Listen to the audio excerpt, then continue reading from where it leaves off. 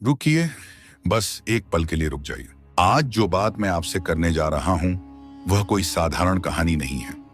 यह कोई किताबों में लिखी हुई कल्पना नहीं है, न ही यह सिर्फ दिल को बहलाने वाली बातें हैं। यह उस सच्चाई की परत है जिसे हम सब देखकर भी अनदेखा कर देते हैं। यह उस दर्द की कहानी है जो हमारे समाज के अनगिनत घरों में चुपचाप पल रहा है। ऐसा दर्द जो चीखता नहीं मगर हर रात तकिए में दबकर रोता है। ऐसा दर्द जिसे एक औरत अपने दिल में छुपाकर मुस्कुराने की कोशिश करती है और एक पति अपनी मजबूरी को चुप्पी के पीछे छुपा लेता है।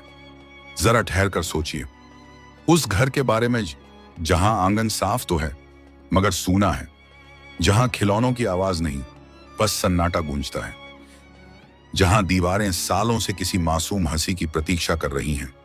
सोचिए उस जोड़े के बारे में जो हर महीने एक उम्मीद के साथ जीते हैं और हर महीने टूट जाते हैं, जो अस्पतालों के चक्कर लगाते लगाते अपनी जिंदगी की सबसे कीमती उम्र खर्च कर देते हैं। वो मंदिर जाते हैं, माथा टेकते हैं, मन्नतें मांगते हैं, दरगाहों पर धागे बांधते हैं।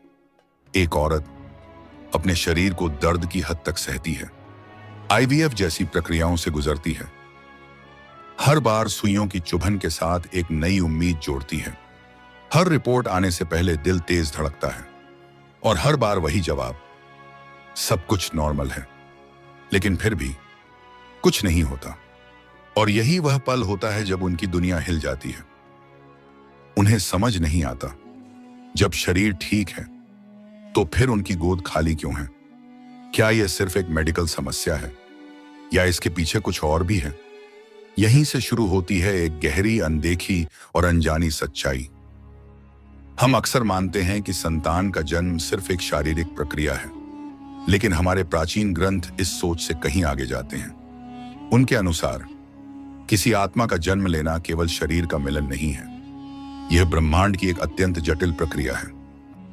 जब कोई दंपति संतान की इच्छा करता है तो यह केवल पृथ्वी पर नहीं होता, इसका प्रभाव उस अदृश्य जगत तक जाता है जहां हर कर्म का हिसाब रखा जाता है।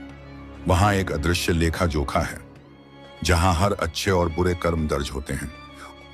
और जब उस लेखे में कोई भारी कर्ज या अधूरा हिसाब निकलता है तो वही एक अदृश्य रुकावट बन जाता है। यह रुकावट शरीर में नहीं होती, यह कर्मों में होती है। अब सवाल उठता है, ऐसे कौन से कारण हो सकते हैं जो इस रास्ते को रोक देते हैं? सबसे पहला कारण, एक ऐसा भाव जो बहुत गहरा होता है और जिसका असर बहुत दूर तक जाता है। किसी पीड़ित मां की बद्दुआ। सोचिए, अगर कभी किसी जीवन में आपने किसी मां से उसका बच्चा छीन लिया हो या किसी बेजुबान जानवर को उसके बच्चे से अलग किया हो, उस मां की पीड़ा, उसकी तड़प, उसकी आह, वह कहीं खोती नहीं है। वह एक ऊर्जा बन जाती है जो आपके जीवन में वापस आती है। दूसरा कारण है अपने पूर्वजों की अनदेखी। हम आज के समय में भगवान की पूजा करते हैं, लेकिन अक्सर उन लोगों को भूल जाते हैं जिनसे हमारी शुरुआत हुई।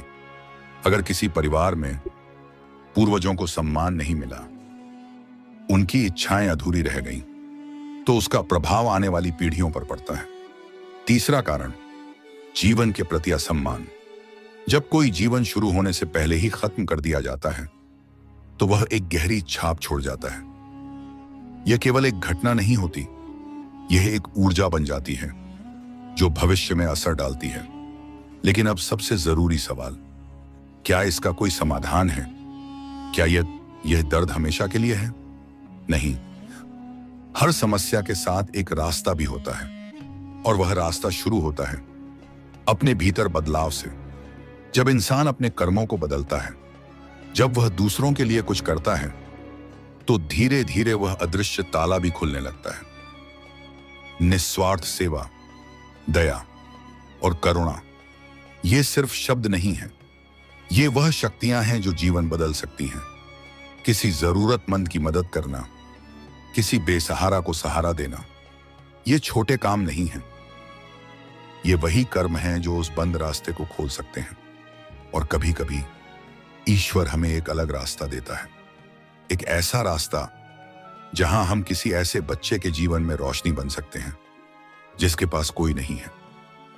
जब कोई इंसान अपने स्वार्थ से ऊपर उठकर किसी और के जीवन को अपनाता है, तो वह केवल एक बच्चा नहीं अपनाता, वह अपने जीवन का अर्थ बदल देता है। अब जरा इस बात को और गहराई से समझिए। हम इंसान अक्सर ये मान लेते हैं कि खुशी केवल उसी चीज में है जो हमारी हो, हमारे खून की, हमारे नाम की, हमारे वंश की। लेकिन क्या सच में जीवन का अर्थ सिर्फ इतना ही है? कभी कभी ईश्वर हमें वह नहीं देता जिसकी हम जिद करते हैं, बल्कि वह हमें वह देता है जिसकी हमें वास्तव में जरूरत होती है। सोचिए, दुनिया में कितने बच्चे हैं जो बिना किसी सहारे के बड़े हो रहे हैं, जिनके न मां का प्यार मिला, न पिता का हाथ। उनकी आंखों में भी सपने हैं, लेकिन उन्हें पूरा करने वाला कोई नहीं। और शायद आपके जीवन का खालीपन उनके जीवन की कमी को पूरा करने के लिए ही हो। जब कोई दंपति अपनी सोच को बदलता है और किसी अनाथ बच्चे को अपनाता है, तो वह सिर्फ एक घर नहीं देता, वह एक जिंदगी बदल देता है। और यहीं से एक चमत्कार शुरू होता है, अंदर का बदलाव। जब दिल से स्वार्थ निकलता है तो जीवन में नई ऊर्जा आती है। आपने अक्सर देखा होगा कि कई लोग वर्षों तक प्रयास करते हैं, लेकिन जब वे उम्मीद छोड़कर सेवा का रास्ता अपनाते हैं तो अचानक परिस्थितियां बदलने लगती हैं। यह कोई जादू नहीं होता, यह उस बदलाव का परिणाम होता है जो अंदर हुआ होता है। जीवन का सबसे बड़ा सत्य यही है, जो हम देते हैं वही हमें लौटकर मिलता है। अगर हम दर्द देते हैं तो दर्द लौटता है, अगर हम खुशी देते हैं तो खुशी लौटती है। इसलिए अगर आज आपके जीवन में कोई कमी है तो उसे अभिशाप मत समझिए, उसे एक संकेत समझिए, एक मौका अपने जीवन को नए तरीके से जीने का, अपने कर्मों को बदलने का, अपने भीतर छुपी करुणा को जगाने का।